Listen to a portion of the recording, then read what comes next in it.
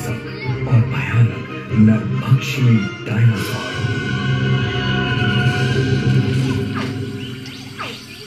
वो डर गए ना?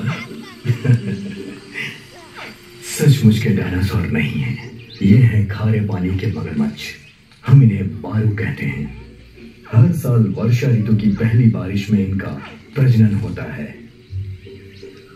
मादा मगरमच्छ तकरीबन 50 अंडे देगी। 2 महीनों के बाद अंडों से जीव निकलेंगे। अंडों के तापमान से पैदा होने वाले जीव के लिंग का निर्धारण होता है।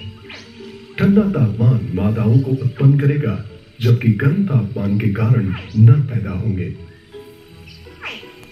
ये बसेरा जरा गर्म है, इसलिए फूटने वाले अंडों से नर निकलेंगे। मिलिए कैस्पर से अंडों से ताजा बाहर आया है और 45 करीबी भाइयों के साथ अपना जन्मदिन मना रहा है। यदि ये सचमुच भाग्यशाली रहा तो लगभग 100 साल जिएगा और बढ़कर तकरीबन 19 फीट का हो जाएगा। कर ही डर लगता है।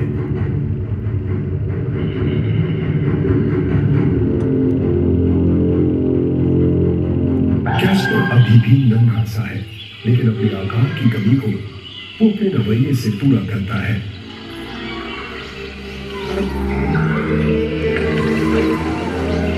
छोटी मछलियां, मेंढक और कीट बनेंगे इसका भोजन,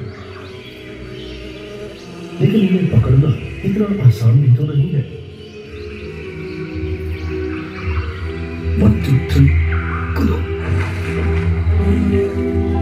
शायद अगली बार किस्मत साथ दे जाए। जैसे कि कैस्पर शिकार करने में व्यस्त है, कोई दूसरा शिकारी है उसके पीछे। श्वेत उदर वाला समुद्री गरुड़ हर हिलती हुई चीज पर नजर जमाए हुए है। किनारों पर सांप भी घात लगाए बैठे हैं। एक नन्हे मगरमच्छ के लिए जीवन की रक्षा बहुत ही भयानक है। अनुमानित तौर पर 100 में से 1 मगरमच्छ ही वयस्क होने तक जी पाता है। उम्मीद है कैस्पर उन भाग्यशालियों में से एक होगा, ताकि हम उसके पूरे जीवन के रोमांचक सफर को देख सकें।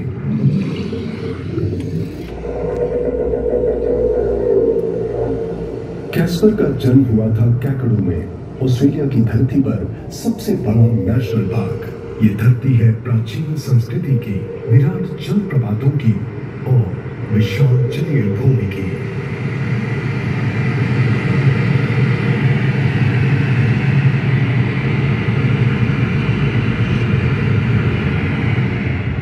जीव विज्ञानियों के लिए तो मानो ये स्वर्ग जैसा है, और कैस्पर के काफी ऊपर मेंढक विशेषज्ञ जूडी डाउली अपने वैज्ञानिक अभियान पर है, जो कैपिंग की ढलानों में खोजेंगी कि यहाँ और कौन से जीव हैं।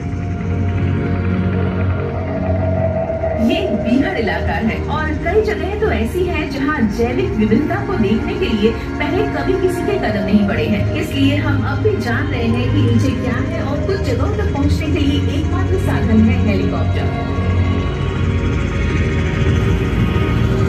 नीचे के इन दर्रों में दलदली क्षेत्र है, जैसा जुरासिक युग में होता था ठीक वैसा, और वहाँ ऐसे प्राणी होंगे जिन्हें पहले किसी ने नहीं देखा है।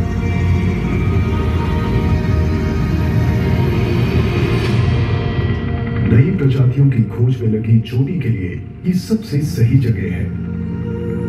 चलिए वहां उतरते हैं। Roger that.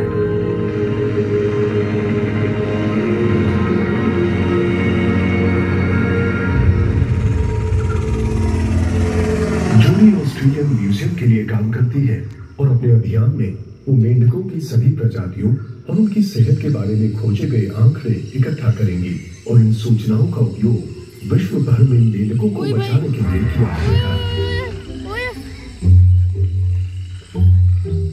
मैंने जीव विज्ञान में मेंढकों के विषय को इसलिए चुना क्योंकि मुझे इनसे प्यार हो गया, और मुझे समझ में नहीं आता कि आप इनसे प्यार कैसे नहीं कर सकते।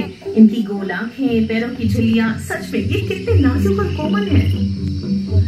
जोडी का मानना है कि अभी भी ऐसे मेंढक हैं जिन्हें खोजा जाना और जानना बाकी है। उन्होंने अपने करियर में 27 नई प्रजातियों को पहले ही खोज निकाला है। बहुत खूब जोडी। इसे देखिए, मेरे पेशे का सबसे रोचक हिस्सा है जब मैं किसी बेनाम नई प्रजाति को ढूंढती हूँ और उनका नाम रखती हूँ। लेकिन इस बियाबान जंगल में आना और यहाँ की चीजों को खोजना उतना ही जरूरी है। हमें ऐसे काम करने चाहिए कि मेंढकों से भरे ये वन हमेशा ऐसे ही बने रहें। उनको डिस्टर्ब होगा, ऐसा थम्स अप बार-बार मत दिखाना।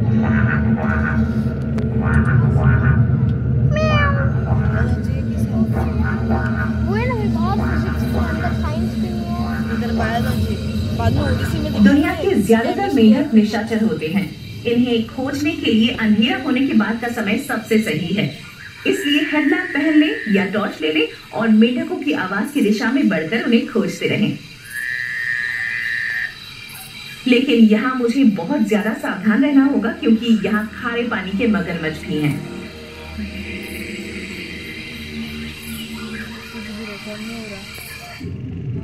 खारे पानी के मगरमच्छ समंदर से सैकड़ों किलोमीटर दूर भी पाए जा सकते हैं। ये कैस्पर का इलाका है।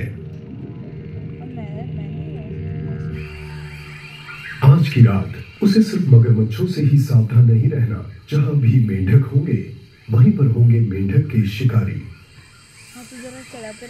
ये तो और भी घातक है।